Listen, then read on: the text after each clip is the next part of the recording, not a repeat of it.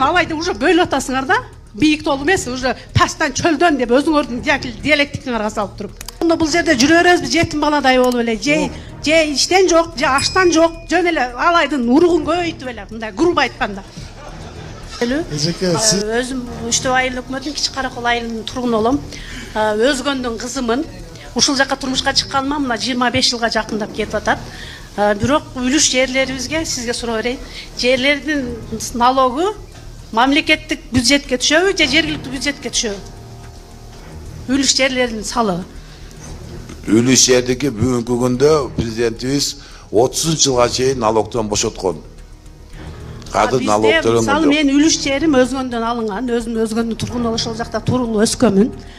Анан бул жака турмушка чыкканыма мына 25 жылга жакындап атат. Жашым 45тен өттү.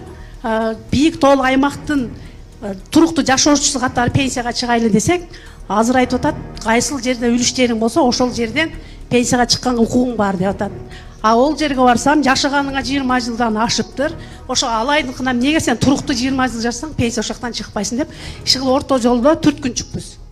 Үлүш жерди мындан буга чейин президентибиз 3 жылга дыйкандарыбыз налогдон бошоткон. Былтыр кайра ал мыйзамды эме туруп 30 жылга чейин азыр үлүш жерге налог төлөнбөйт. Бирок ушул убакка чейин, 3 жыл мурунку убакытка чейин, мына 20 жылдан бери төлөнүп келген. Ошонун негизинде биз туруктуу жашап атабыз.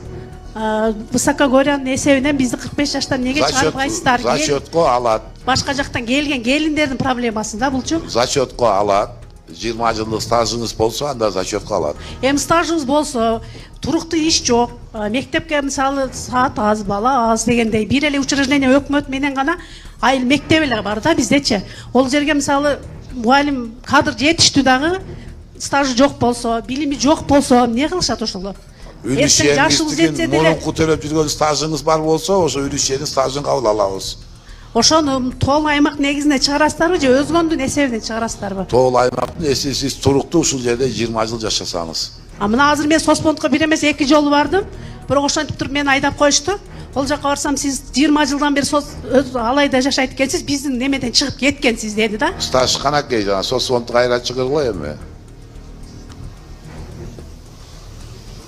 Мисалы мен өзүм жогорку билимдүүмүн. Өзгөндө 5 жылдык стажым менен келгенмин. Бул жерде мектепте саат аздыгынан саат албай иштебей жүрөм. Менин болуптур эми стажым бар, билимим бар дегендей. Бирок иштебей 10-11 бүтүп келген келиндер эмне кылат? Мен сизге айтпадымбы, 20 жылдык ушул жерде жашасаңыз, анда аласыз. 20 жыл постоянный жашаган болсоңуз. Эми муну эмне үчүн биз 20 жыл дегенди койдук? Тоолуу бийиктүү райондордо элдин саны 10 000 болсо, болгон 3 000 киши жашап атат. 7 000 ушул жерге пропискага туруп койгон, баягы высокогорье алабыз деп койчу, бирок бу жерде жашабайт. Аны айыл өкмөт азыр көзөмөл кылат. Эси сиз 20 жыл ушул жерде постоянно жашап атсаңыз, чыгарат эмеге, пенсияга. Мен туура жооп бердимби? Туура. Ошондо биз аз документтерибиз менен барсак, 20 жыл туруктуу жашап атабыз. Пенсияга 45 жаштан чыгарасыздарбы? Бирок ондой информация бербей кетиптиңиздер да. Сиздин стажыңыз бийиктөө шартында жок окшойт, мен түшүнөм. Жок болгон менен мамлекет үлүш мамлекеттик бюджетке түшүп атпайбы? Сиздер айтасыздар, Алай районунда сиздин эч кандай кошумчаңыз жок экен, пайда алып келбептирсиз деп атасыз. Деп мага ошентип жөнөттү. Соцфонддогу 1-чи ва 2-чи кабинеттеги бала. Жок, кечиресиз, сиз бул камсыздандыруу төгүмүн төлөтүш бул биздин компетенцияга кирбей калган, ал салык кызматына өтүп кеткен эжеке. Сиз мисалы төркүнүңүз кайсы жерде? Өзгөн районунда. Өзгөндүн эгер бийиктөө шартындагы айылда эмес болсо, ал бийиктөө шартка эсептелинбей калат. Биз ондо бул жерде жүрө беребиз, жетим баладай болуп эле, же иштен жок, же аштан жок, жөн эле алайдын уругун көбөйтүп эле, мындай грубо айтканда. Эжеке, сиз жанагы жогоруда айткандай ыктыярдуу төлөм жок, Кыргызстандын мамлекетинин жараны болуп атпайбызбы? Бизге обидно ошол болуп атат. Туура эле эжеке. Же мен Тажикстандан келгин болбосом, же Казакстандын жараны болбосом, эмнеге сиздер өзүңүздүн кемелерди өзгөн алайды уже бөлүп атасыңар да? Бийик толу эмес, уже тастан чөлдөн деп өзүңөрдүн диалектикаңарга салып туруп. Эжеке, бул токтом чыгып калган. Токтомдо ошол калктуу конуштардын райондук коэффициенттери белгиленген. Биз ошол токтомдун негизинде иш алып барабыз. Ал жерде бөлүнүп жарган сөз жок. Сиз ошол ыктыярдуу төлөмдү төлөп тура бериңиз, маалы келгенде пенсияга чыгарып коебуз. Стажыңыз Маалы жетсе. келгенде биз уже 55 жаштан чыгат экенбиз. 55 өзүбүз иштебесе, мисалы 58. күйөөм экинчи группадан майып, колумда 6 жашар майып балам бар. А биз каяктан неме кылабыз? Пыр билди каяктан алабыз? Бирин серин экин малыбыз бар. Соспонтон келет, эки малыңыз бар экен, үйүңүздө жээниңиз бар экен, уже сизге болду, пособие чыкпайт дейт. Ол жактан бул жактан кысып, мисалы мектепте пенсионерлер иштейт, айлыкты да алып атат, одновременно айлыкты да алып, пенсия да алып атат. Пособияны азыр жериң бар, элиң бер деген маселени токтоп койбуз. Жаңы биринчи үйдөн чыккан мыйзам боюнча 3 жашка чейин балдар ал жанагындай суралбайт. Телевизори барбы, байбы, Жок, 3 кедеби жашка барбы. чейинки балдары чоңоюп кетти. Эң кичинеси колунда мисалы 6 жашар. Күйөөңүздүн атында 2 жер бар экен, пособия сентябрдан баштап күчүнө кире, токтотулат деп атат.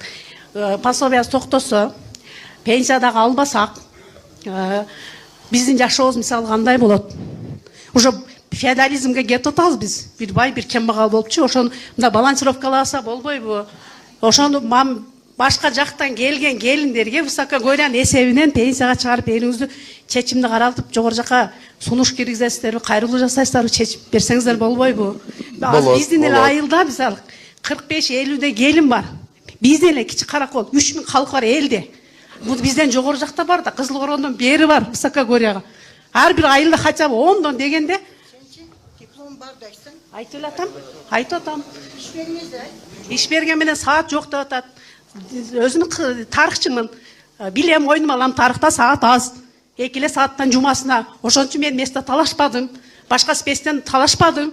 А боптур деп пособияны карап отурсак, балдарыбыз уже жашы жетип. 2 сааттан сабак берип атсаңыз, анда стажыңыз бар экен да.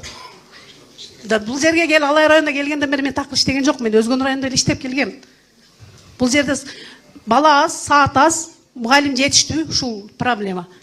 А бир эле менин проблема эмес, бул жалпы келиндердин проблемасы болот, башка тараптан келген.